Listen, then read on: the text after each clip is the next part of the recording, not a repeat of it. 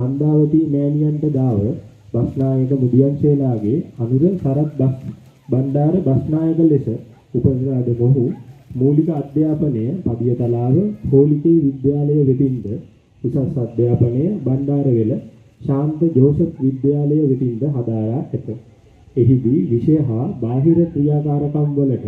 සුවිශේෂී දක්ෂතාවයන් විදහාපා ඇති දීප්තිමත් ශිෂ්‍යයෙකු වූ මෙම ජ්‍යෙෂ්ඨ නිලධාරී පාසල් දිවිය අවසන් කිරීමෙන් පසු 1998ක් වූ මැයි මාස 6 වන දින යුද්ධ හමුදාව වෙත බැඳී ශ්‍රී ලංකා විදුලි හා යාන්ත්‍රික ඉංජිනේරු බලකායට ඇතුළත්ව ඉමහත් සේවාවක් ඉටු කර තිබේ. ශ්‍රී ලංකා විදුලි හා යාන්ත්‍රික ඉංජිනේරු බලකායේ නිලධාරීන් ඇතුළු සියලුම නිලයින්ගේ නොමද පැසසුමට ලක්ව සිටි මෙම ජ්‍යෙෂ්ඨ නිලධාරී ඔහුගේ යුද්ධ හමුදා දිවිය තුල ඉටු කළා වූ විශිෂ්ට සේවය වෙනුවෙන් නැගෙනහිර මානුෂික මෙහෙයුම් පදක්කමෙන්ද උතුරු මානුෂික මෙහෙයුම් පදක්කමෙන්ද පූර්ණ භූමි පදක්කමෙන්ද සේවාභිමානී පදක්කමෙන්ද සේවා පදක්කමෙන්ද පිදුම් ලබා ඇත.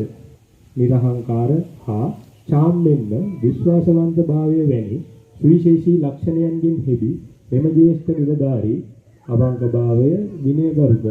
බව හා විශිෂ්ට වූ කැපවීමෙන් සේවය කළ ශ්‍රී ලංකා විදුලි හා යාන්ත්‍රික ඉංජිනේරු බලකායේ නිලධාරීන්ගේ හා සෙසු නිලයින්ගේ ඉමහත් පැසසුමට ලක් වූ නිලධාරියෙකි.